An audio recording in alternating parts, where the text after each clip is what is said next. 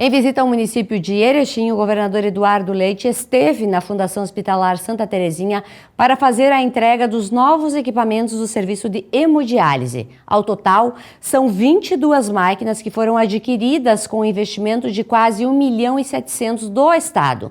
Participou também da entrega a secretária de Saúde, Arita Bergman.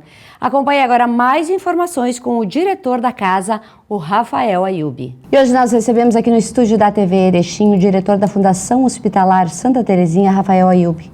Rafael, bem-vindo mais uma vez à TV Erechim. E hoje a gente tem boas notícias aqui para passar para o nosso telespectador, para as pessoas que utilizam os serviços da Fundação Hospitalar Santa Terezinha. O hospital aí já começou o ano recebendo uma notícia muito importante com a visita do governador ainda na tarde de quinta-feira. Sandra, manhã de quinta-feira. Primeiro agradecer mais uma vez, Sandra, do espaço da TV Erechim, sempre disponibilizando aí para que a gente possa vir conversar com a comunidade, né, os assuntos do nosso hospital. E realmente a gente pode dizer que teve um final de ano bom e um início de ano excelente, né, Sandra, em relação às questões administrativas, pelo menos, do Santa Terezinha, né? A gente sempre que costuma vir e a gente conversa, a gente fala que a gente sabe que o hospital tem algumas dificuldades, obviamente, como toda instituição hospitalar da área da saúde, mas a gente acredita que sim, que nos últimos anos, ao longo de todas as administrações, a gente tem conseguido evoluir um pouco a cada ano, né? E ter fechado o ano passado com a resposta de que conseguimos a certificação de beneficência assistencial, né, o SEBAS. Iniciamos o ano já com a notícia excelente lá de a gente estar conseguindo entregar um sangue com uma qualidade melhor, né, a radiação do sangue. Então, alguns casos de pacientes que teriam que tratar fora e alguns que a gente não tratava com esse componente, a gente vai poder começar a fazer aqui no Santa Terezinha, né, o que é uma grande conquista também. Do ponto de vista, inclusive, de inovação, de tecnologia, né, de trabalho lá da nossa agência transfusional. E culminou agora nessa quinta-feira de manhã, né, a gente teve mais uma vez a visita do governador e isso tem nos deixado com muita alegria, porque é um reconhecimento à instituição que presta um grande serviço ao Rio Grande do Sul e principalmente à nossa comunidade, né, Sandra? Então, ontem tivemos a entrega, já estavam em funcionamento, mas o governador fez fazer a entrega das 22 máquinas novas de hemodiálise, né, um recurso através de um programa do governo do estado. Sim. Claro que aqui a gente enaltece o nosso time também, né, Sandra? Porque esse recurso só vem porque o Santa Terezinha tem a capacidade de entregar bons projetos ao governo do estado.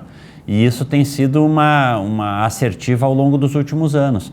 Então, continuamos apresentando projetos e captando recursos. Isso se deu também no final do ano passado, quando recebemos recursos para comprar um novo tomógrafo. Então, já estamos preparando a licitação de um novo tomógrafo. O hospital vai acabar ficando com 2 aparelhos dessa monta, um mais moderno, mas o antigo ainda serve, né, para a gente poder fazer exames e aumentar essa disponibilidade.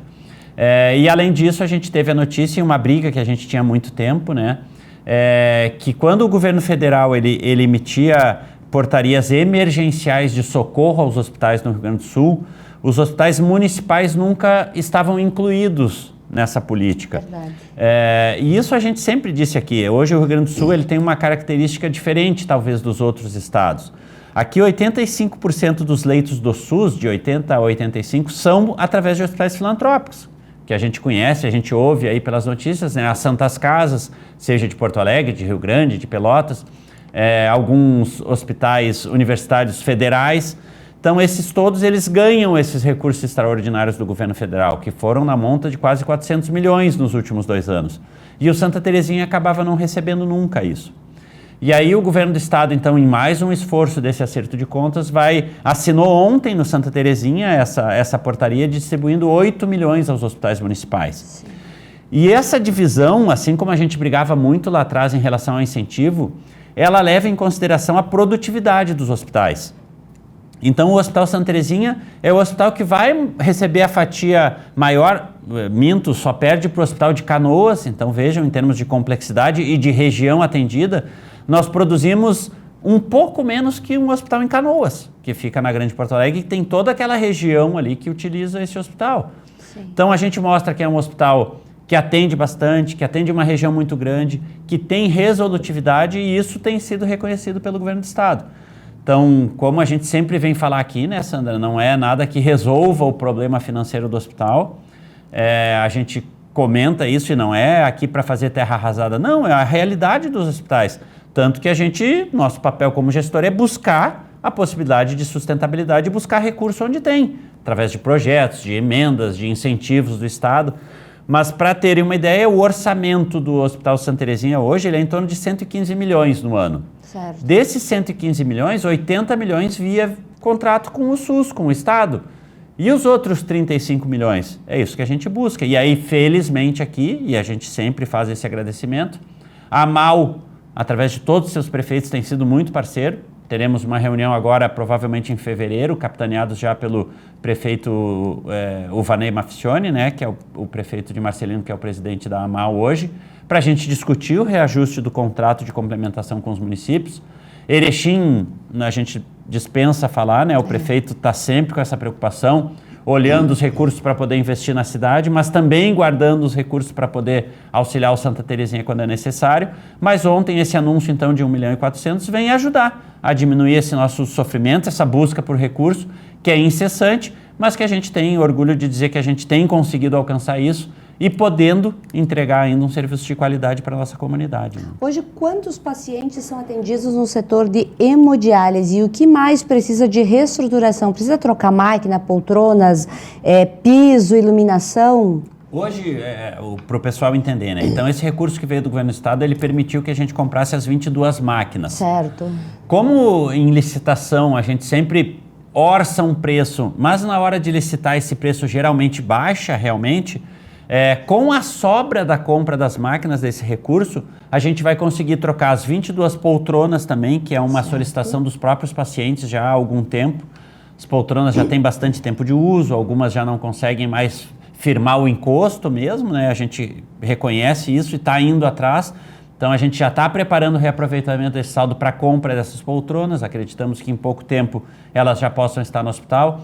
Além disso, a hemodiálise usa um sistema de filtração da água, digamos assim, mais simples para explicar, que precisa uma máquina específica para fazer isso, então vamos adquirir uma máquina nova também. E hoje, Sandra, a gente tem em média de 100 a 110 pacientes em tratamento. Esse é um tratamento contínuo, são pacientes geralmente que fazem de 3 a 4 sessões por semana, né? Sim. Então, ficam lá de 3 a 4 horas por dia fazendo tratamento, né?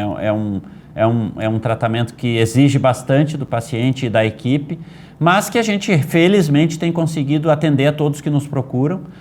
Nós ainda temos a questão de levar os equipamentos de hemodiálise para a UTI, então alguns pacientes que estão em UTI precisam ser dialisados também. Então, nisso a gente também talvez precise adquirir alguma máquina nova, mas a gente tem as máquinas que prestam esse serviço. O que a gente vê é que cada vez a demanda aumenta de pacientes que precisam de hemodiálise na UTI. Então, até em termos de torneira, de disponibilidade de ponto de água, porque a máquina de hemodiálise faz o quê? Ela faz um filtro do sangue, então tu precisa estar ligada na água. Esse resíduo que sai da filtração do sangue também precisa ir para algum lugar, então tem que ter adequações de sistema de drenagem, de sistemas de esgoto. Então isso tudo a gente analisa quase que dioturnamente, não só em relação à hemodiálise, né, para poder entregar, como eu sempre digo, uma estrutura melhor, para que os nossos profissionais possam prestar o seu melhor serviço no atendimento aos pacientes. Né? Pois é, apesar desse valor ser bastante interessante que chega ao hospital, o hospital fechou as suas contas em 31 de dezembro. Nós iniciamos o ano com qual déficit agora, neste exato momento? Na verdade, Sandra, a gente ainda não fechou o ano de 2024, né? E por que a gente não fechou? Porque tudo aquilo que a gente atendeu até 31 de dezembro, a gente fatura, a gente fala assim, né, na parte hospitalar, a gente fatura para o SUS agora em janeiro. Então, até o dia 15 foi o faturamento. Nós temos que esperar o Estado nos dizer o que foi processado, se teve glosa, ou seja, não, isso aqui eu suspendi pagamento, não vou te pagar, preciso mais esclarecimento dessas contas, para a gente realmente fechar. Pelo que a gente viu até novembro, Sandra, felizmente a gente não teve um aumento da nossa dívida em relação a 2023. Então a gente imagina que vai fechar o ano de 2024, talvez com o mesmo déficit lá de 2023, que girava em torno de 9 milhões, mas vai ser por aí. O nosso grande desafio é a partir de 25 agora, com a entrada de novos serviços previstos, né, e a gente tem conversado muito sobre isso, principalmente em relação à UTI pediátrica. Infelizmente, hoje, nenhum serviço do SUS ele é sustentável ou ele é supravitário. Significa que qualquer serviço novo que a gente abra para atender pacientes SUS, como o nosso hospital, que é 100% SUS, ele vai ser deficitário. Alguém vai ter que complementar essa conta. Sim. Ou é um incentivo do Estado, ou um incentivo federal, ou são os municípios, ou no caso da UTI pediátrica, a gente fala, e com certeza vai haver um momento que a gente tenha que conversar, inclusive, com os planos de saúde privado, porque entendo que é uma necessidade deles também ter uma UTI pediátrica por aqui. Então, para a gente ver como vai ser esse custeio, e em seguida vamos ter que começar a tratar disso, porque a previsão é que em junho a gente já tenha a obra pronta. Então, são os desafios que a gente tem para esse ano. O SEBAS já nos aliviou a questão da cota patronal. Estamos em discussão de um acordo coletivo também com os funcionários do hospital, via sindicato, para estabelecer regras que nos deem uma segurança jurídica de evitar processos judiciais trabalhistas, dando Sim. condição de trabalho também aos nossos funcionários. Então, são várias ações que a gente faz para tentar diminuir o déficit e para conseguir incrementar a receita. Agora, provavelmente, também início de fevereiro é o mês que a gente tem que ir batalhar pelas emendas parlamentares a nível federal. Então, temos projetos, temos capacidade para isso, já mostramos. O ano passado conseguimos captar em torno de 4 milhões e 300, nem todas se efetivaram. O desafio para esse ano é conseguir aumentar, com o apoio de todos os vereadores da região, né, que cutuquem lá seus deputados federais, com o apoio da AMAL, mais uma vez, com certeza, a gente entende que consegue buscar esses recursos para continuar dando esse atendimento de qualidade à nossa comunidade, né? Complementando essa tua fala, eu tenho entrevistado diversos vereadores e todos comprometidos em buscar com os seus deputados a nível estadual e federal recursos para o hospital. Então, vamos ficar no aguardo desses recursos, dessas notícias positivas. É isso aí. O hospital... E lembrando também, né, Sandra, a gente fala, às vezes a gente quer jogar só para o colo dos vereadores e deputados, eu brinco, né? Mas a comunidade tem uma força muito grande, né? certeza. Deputados federais também têm lá seus e-mails, seus gabinetes. Então a população também pode ir lá, lembra do nosso santo aqui. A gente brinca. Toda pressão é válida e não é aquela pressão violenta, nada, mas é mostrar o quanto o hospital é importante para a nossa comunidade como um todo, e assim que a gente vota naqueles nossos candidatos, seja deputado federal, vereador, ir lá e cobrar deles também, lembra do nosso santo, não vi nada que tu mandou para o nosso hospital aí, o que tu pode ajudar? Então é assim que a gente vai construindo um hospital cada vez mais forte, para a nossa comunidade mesmo, nós que utilizamos os serviços aí do hospital, né, para que ele possa estar de pé quando a população precisar, né? E, aliás, muitos candidatos, na época de campanha, vêm fazer campanha em Erechim. Fazem voto em Erechim, mas nunca mandaram nenhuma emenda para Erechim. Então, nas próximas eleições, é uma coisa que a gente também tem que estar de olho.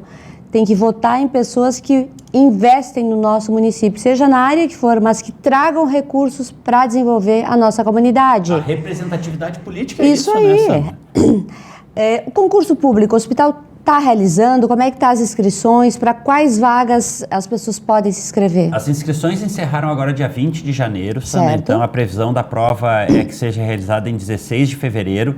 São vários cargos que estão disponíveis, né? Os que a gente tem uma necessidade maior e que com certeza, a partir do concurso e aprovação, com certeza vão ser chamados para iniciar a trabalhar, são os técnicos de enfermagem e o pessoal administrativo dos escriturários, né? Alguns cargos são para banco de reserva, porque o hospital, como é um hospital público que contrata via concurso, eu tenho que ter o banco de reserva, Sim. digamos assim, né? Para caso haja uma necessidade, a gente possa chamar o funcionário e não ter que fazer um concurso a cada vez que a gente precisa de uma necessidade nova, né? Então, infelizmente, as inscrições já acabaram. Agora estão em fase de homologação de inscrições, para ver quantos realmente preencheram todos os requisitos necessários. Aí a empresa deve informar os locais de prova e a gente espera que seja um sucesso aí, que a gente possa em seguida também estar chamando novos profissionais aí para ajudar nessa batalha, nesse trabalho tão árduo que é lá no hospital, mas que todos os funcionários, e não me canso de dizer isso, né, Sandra, têm a nossa admiração, têm o nosso respeito, e tudo que a gente trabalha para tentar melhorar a qualidade dos equipamentos, do nosso parque tecnológico, para que eles possam cada vez mais ter essa dedicação reconhecida, mas principalmente ter uma qualidade na resposta do atendimento à população. Serviços novos de cardiologia, como é que está esse trâmite para ser implantado dentro do hospital? A nossa hemodinâmica é aquela briga quase anual, né? Nós já vencemos várias batalhas, né? Alguns serviços que a gente buscava. Então tivemos no final do ano passado, né, a satisfação de ter a aprovação da habilitação em cirurgia neurológica, precisando agora só da portaria federal também para realmente começar. Os novos serviços, a dificuldade é sempre a questão do custeio.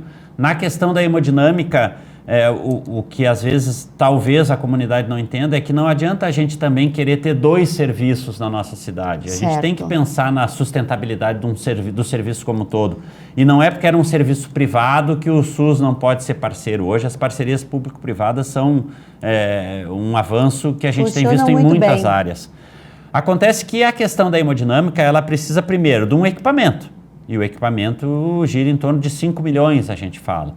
Tendo o equipamento, a gente precisa ter onde instalar esse equipamento. As salas têm que ter proteção, tem que ter toda uma estrutura. Tendo a sala e tendo o equipamento, a gente precisa de equipe capacitada para fazer isso, que são os hemodinamicistas, que não são muitos, mas a gente tem a alegria e talvez como é que se diz? O diferencial de termos profissionais capacitados e habilitados também que moram na nossa cidade, prestam serviço inclusive em Passo Fundo e aqui, mas que poderiam ser os responsáveis técnicos. O que acontece é que a gente tentava viabilizar de uma certa forma pelo serviço que a gente já tinha, como temos hoje aqui na cidade de Erechim a litotripsia, por exemplo, que é uma parceria público-privada, a habilitação é do Santa, mas é realizado no Santa Mônica. As ressonâncias magnéticas, a gente fala, né? São serviços diferentes, mas a gente está citando exemplos. O hospital tem a credencial à habilitação, mas faz ressonância nos outros serviços, porque nós não temos a ressonância nesse momento. E a gente imaginava que a hemodinâmica poderia ser construída nesse sentido também. E foram várias reuniões, várias ofertas ao governo do estado de tentar viabilizar dessa forma. Infelizmente, até o momento, a gente não conseguiu viabilizar no serviço que já tem, lá no Caridade, por diversas razões, seja de vigilância, seja de fluxo de trabalho, seja de entendimento do governo do estado. E a gente segue tentando mobilizar as lideranças para mostrar que a gente pode sim oferecer esse serviço também. Hoje talvez seja o responsável pelo valor que a gente tem, mesmo que mínimo, de transferências para outros hospitais para resolver. A hemodinâmica realmente é o serviço hoje que eu diria que talvez a gente não consegue resolver aqui, porque não tem habilitação e não tem o serviço habilitado pelo SUS. Então, nós vamos seguir conversando com todos os atores de saúde aqui, vamos tentar encontrar essa saída, inclusive montando projetos, se for necessário, para que a gente possa, então, adquirir esse equipamento, se realmente ele vai ter que ser dentro do SUS, para que a gente possa ofertar esse serviço também para a nossa comunidade aqui em Erechim. Como é que está o atendimento no pronto-socorro nesta época do ano? É uma época mais calma? Não, por incrível que pareça, Sandra, é uma das épocas que a gente tem uma demanda grande também em pronto atendimento, né? E hoje a gente vê, antes a gente comentava na área da saúde da questão da sazonalidade. Certo. Os resfriados começam ali em maio, vão até agosto.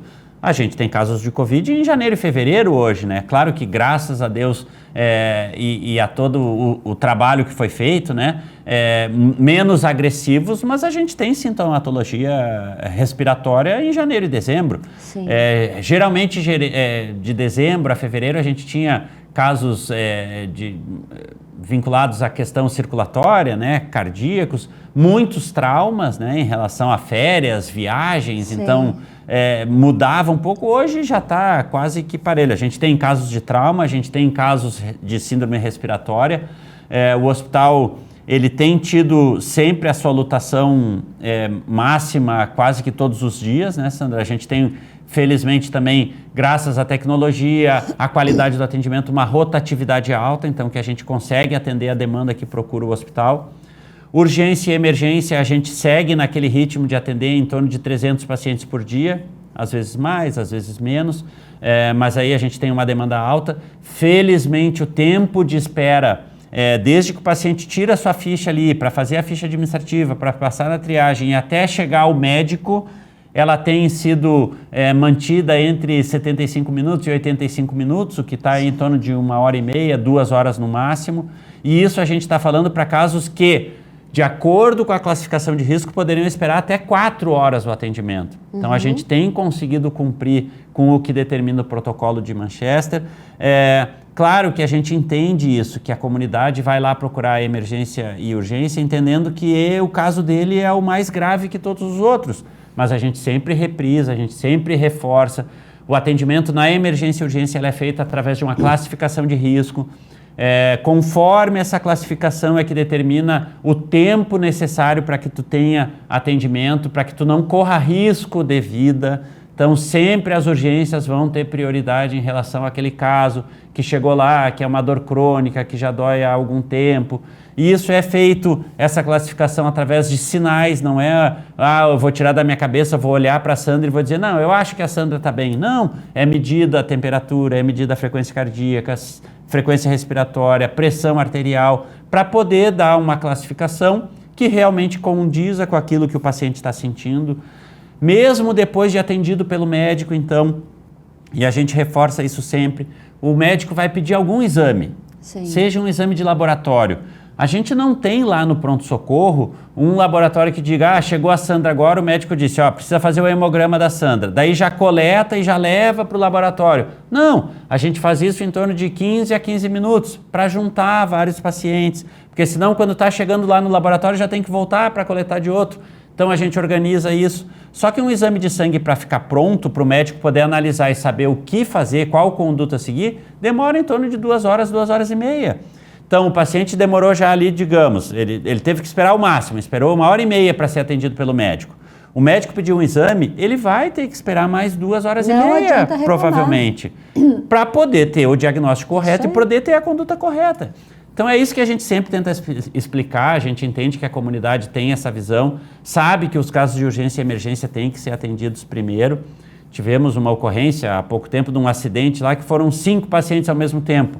A gente teve o cuidado de ir lá conversar com os pacientes que estavam esperando atendimento e dizer, olha, gente, infelizmente agora os médicos todos estão cuidando das urgências, nós não vamos passar nenhum caso provavelmente em 20 minutos, 30 minutos agora que não seja de urgência e emergência.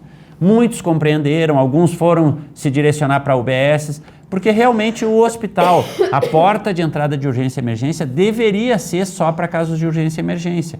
Claro que a gente sabe que não tem um pronto atendimento 24 horas, então nos horários que não tem a UBS, esses casos que a gente chama de menos urgentes, também casualmente poderiam ser atendidos no Santos, sabendo que podem esperar um tempo maior. Mas quando for um caso mais crônico, de uma dor há mais tempo, o que a gente orienta é que vá buscar a sua unidade básica de saúde e que se o médico da unidade básica de saúde entender que é importante o encaminhamento para o hospital, vai encaminhar via urgência e o paciente vai ter o atendimento igual. Mas para a gente poder organizar o serviço e realmente dedicar o tempo de uma urgência e emergência àqueles casos que realmente necessitem. Mas, repito, todos que procurarem o Hospital Santa Terezinha via emergência serão atendidos, passarão pela classificação de risco e serão atendidos. Alguns terão que esperar mais, dependendo do horário, e alguns com certeza deverão não esperar nada. A gente comenta, né? Quando a gente fala que a média é 80 minutos, obviamente tem gente que espera 1 minuto, ou seja, chegou, está vazio, e eu não canso de acompanhar lá, às vezes 11 da manhã não tem ninguém no pronto-socorro, 5 da tarde não tem ninguém, mas tem dias que tem 70, 80 pessoas. Então, a gente está sempre preparado para atender a demanda que chegar. Pois é, Rafael, e agora mudando um pouquinho de assunto, falando do profissional, Rafael, quando você assumiu ano passado novamente a Fundação Hospitalar Santa Terezinha, você deixou bem claro que seria apenas durante aquele ano. Porém, você permanece lá. O que fez o Rafael mudar de ideia? Na verdade, Sandra, a gente sabe que o cargo do diretor do hospital, né, ele é uma indicação política. Sim. Então, claro que era um ano eleitoral, né, Sim. Sandra? A gente não sabe o que vai acontecer na eleição, né? Eu assumi o hospital em abril, mas realmente, inclusive nas conversas com o prefeito, sempre mostrei o meu interesse nesse momento de continuar, se assim fosse a vontade do prefeito e dos partidos que integram a coligação, de continuar à frente do hospital, porque acho que temos condição de fazer um grande trabalho. Temos uma equipe muito dedicada lá, Sandra, e eu que já tinha passado 2 vezes no hospital, né, então de 2010 a 2016, depois em 2021 uma passagem mais curta ali durante os 6 primeiros meses, naquela loucura que foi a pandemia.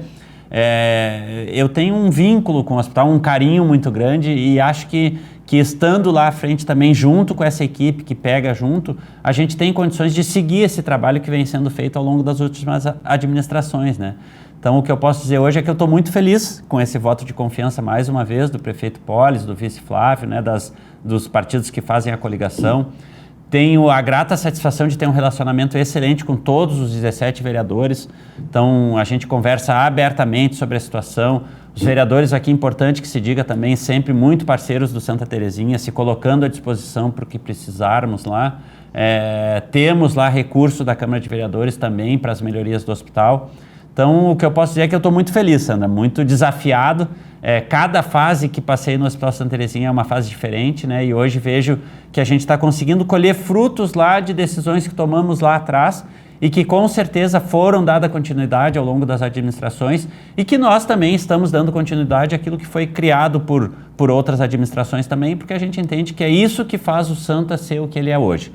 É esse acréscimo de expertises, essa dedicação que todos os que vão lá trabalhar têm para que a gente possa entregar cada vez esse hospital melhor à nossa comunidade. E eu tenho certeza que ao longo dessas últimas administrações, todos os diretores estão de parabéns, porque a gente está conseguindo entregar uma estrutura melhor, mais qualificada, que ainda tem muita coisa a fazer, né, Sandra? Mas que pouco a pouco, com os pés no chão, buscando recursos, desenvolvendo bons projetos, capacitando a nossa turma, a gente tem conseguido atender aos anseios da comunidade aí. Claro que sempre digo que não no 100%, mas quem sabe aí, em torno de 90%, que é o índice de satisfação que geralmente a gente está conseguindo atender a contento. Temos que melhorar em questão de filas de espera de algumas estruturas, temos que melhorar sempre no fluxo do pronto-socorro, temos que melhorar nos serviços, na nossa qualidade da hotelaria, mas isso são conquistas que a gente vem conseguindo. Aí nós falava agora, 22 máquinas novas, daqui a pouco 22 poltronas, estamos conseguindo trocar as poltronas dos acompanhantes, sabemos que ainda faltam alguns detalhes, mas estamos desenvolvendo os projetos lá e tentando